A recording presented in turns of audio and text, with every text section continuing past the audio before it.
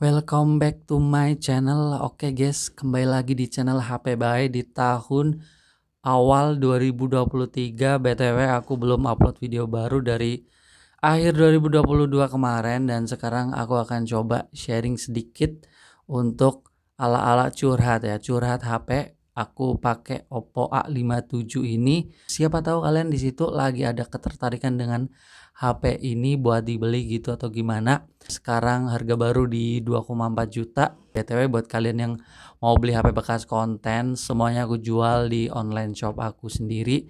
Nama tokonya HP Bae Store di Shopee ya guys ya. Kalian bisa cek aja, kalian bisa follow juga untuk nanya-nanya seputar dunia perhapan juga boleh. Oke, mari kita bahas tipis-tipis Oppo A57 berdasarkan pengalaman yang aku rasain. Dari segi tampilan ya, tampilan luar aja dulu nih. Jujur aku seneng banget dengan HP ini untuk harga 2 jutaan.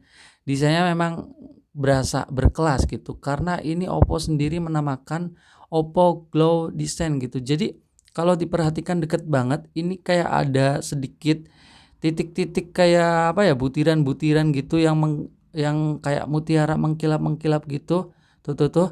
Dan dengan finishing kaca, meskipun ini bukan kaca tapi finishingnya seperti kaca, ini nggak gampang nempel sidik jari guys, sama nggak gampang scratch lecet-lecet. Kalian bisa melihat aja ini aku tempel-tempel sembarangan aja, tetap tetap si ininya bersih gitu. Jadi memang desainnya glowing gitulah. Dan frame-nya juga mengkotak, jadi udah tren banget dengan HP zaman sekarang. Semua tombol-tombolnya juga enak, dual SIM, terus tombol fingerprint di bagian samping ini juga responnya kenceng. Jadi dari segi desain aku seneng, plus build quality-nya juga kokoh, solid, pegangan mantep guys. HP-nya juga nggak berat, cuman 180-an gram dan cukup tipis, jadi dipegang HP-nya enak. Lanjut ke bagian layar. Nah, ini pada bagian layar aku ngerasain hal yang cukup minus di HP ini guys, karena memang untuk tampilannya aja kalian bisa melihat sendiri, HP 2 jutaan biasanya udah mulai tuh yang namanya seperti ini nih, seperti ini nih. Seperti ini tuh pansol gitulah ya, tapi di HP ini masih yang namanya tuh kalian bisa lihat aja water drop dengan bezel kanan kiri atas bawah yang terlihat tebel mirip HP 1 jutaan gitu.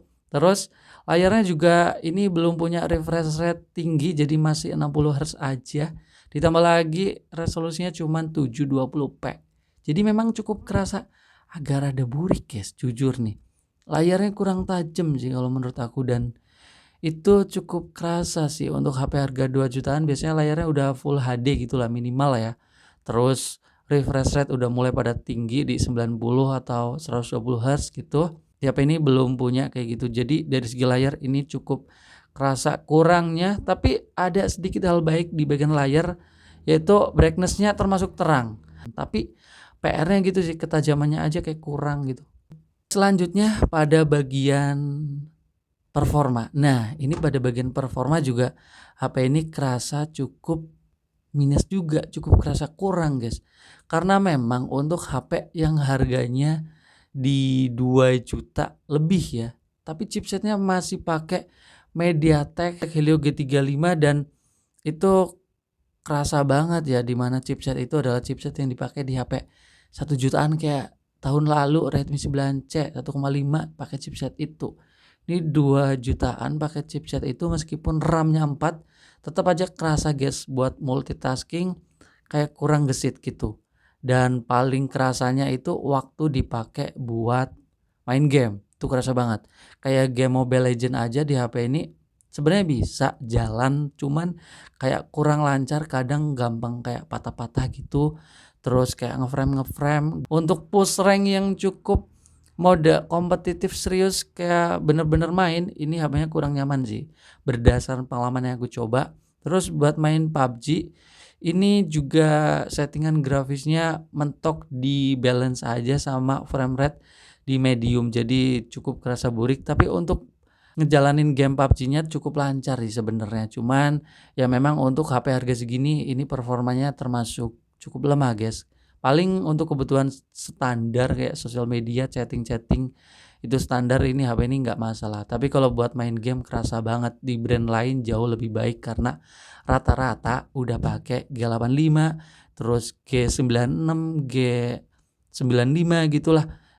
Di HP ini G35 masih termasuk lemah banget sih menurut aku. Untuk RAM 4 GB sekalipun tetap aja kurang performanya guys.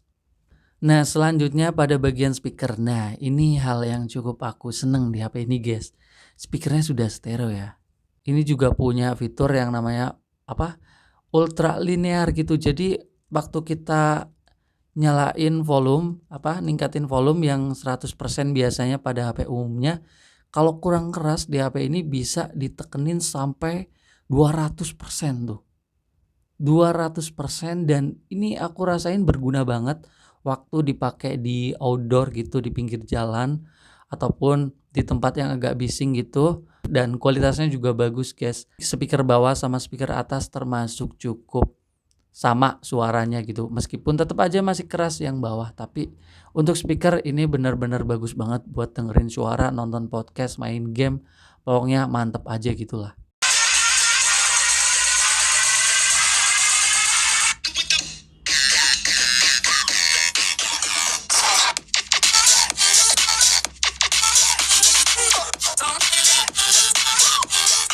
Oke, dan selanjutnya pada bagian kamera. Iya, pada bagian kamera, HP ini yang aku suka banget sebenarnya kamera selfie-nya sih.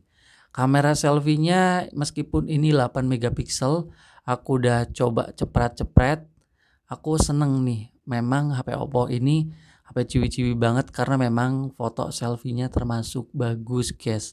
Kayak untuk foto pencahayaan yang cukup, hasilnya kayak cerah gitu, mukanya cerah dan cukup tajam. Terus untuk selfie yang agak kayak kurang pencahayaan di sini juga masih kerasa bagus aja. Tetap guys, selfie-nya kayak cerah gitu. Enak lah buat foto-foto selfie gitu. Kamera belakangnya ini di 13 megapiksel untuk kelas harga segini. Ini cukup lemah ya. Biasanya di brand lain udah pada dikasih resolusi tinggi 50 MP yang hasilnya itu tajam-tajam, tapi di HP ini menurut aku hasilnya kurang tajam guys untuk kamera belakangnya. Di pencahayaan yang cukup juga kayak gitu, tetap hasilnya bahkan rada ada kayak noise dikit kalau pencahayaan agak kurang oke gitu, agak sore gitu udah kerasa banget guys, apalagi malam. Mode malamnya ini nggak ngebantu sama sekali menurut aku sih guys. Kayak sama-sama aja, nggak jauh lebih bagus. Di HP lain aku coba-coba tuh mode malamnya gila-gila banget, kayak Infinix, Realme juga. Kalau ngomongin perekaman video, HP ini masih biasa aja. Videonya masih guncang-guncang dan belum ada fitur stabilisasi gitu. Dan ya gitulah, perekaman video ini hal wajar di HP harga segini, memang kurang bagus dan itu wajar aja sih guys. Oke, terakhir pada bagian baterainya, dan yang aku suka banget di Oppo A57 ini adalah fitur chargingnya guys, dimana ini udah dikasih charging dengan kecepatan 33 watt, dan itu berguna banget karena ya soal charging kan kita lakuin di hampir tiap hari gitu kan. Dan ini jelas enak banget buat harian karena ngecas dari 15% biasanya untuk penggunaanku baterai merah gitu, sampai 100 butuh waktu cuma 1 jam aja. Dan untuk baterai 5000 mAh aku rasain juga udah cukup awet. Screen on time penggunaan standar di 6 jam gitu, lebih dikit. Jadi dari segi baterai sama chargingnya ini termasuk bagus lah ya.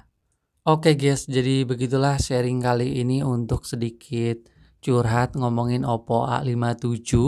Kalau ditanya apakah HP ini worth it buat dibeli dengan kisaran harga 2,4 juta? Ya menurut aku HP ini worth it aja sih, kecuali HP ini nggak worth it banget buat orang yang mau beli HP ini tapi buat main game gitu.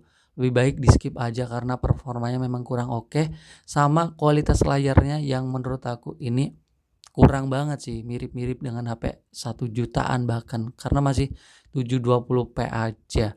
Terus nggak ada fitur NFC, mempermasalahkan atau tidak buat kalian? Positifnya HP ini ya kayak tadi, desainnya bagus, terus speakernya stereo, chargingnya kenceng, baterainya awet. Terus ngomongin user interface juga HP ini nyaman karena nggak ada iklan, bugnya juga aku belum ngerasain. HP ini juga punya fitur tambahan guys, yaitu kayak sertifikasi IPX4 sama IP5X gitu buat tahan percikan air sama tahan debu, jadi buat dipakai di gerimis-gerimis gitu masih aman, sama dipakai di outdoor gitu yang penuh dengan polusi, banyak debu. HP ini tentunya lebih safety dibanding HP yang belum punya sertifikat ini. Ya gitulah, menurut aku HP ini worth it kalau nggak main game sama nggak peduli dengan layar yang kurang oke. Selebihnya sih HP ini bagus. Kalau menurut kalian gimana? Kalian bisa sharing aja di kolom komentar, guys.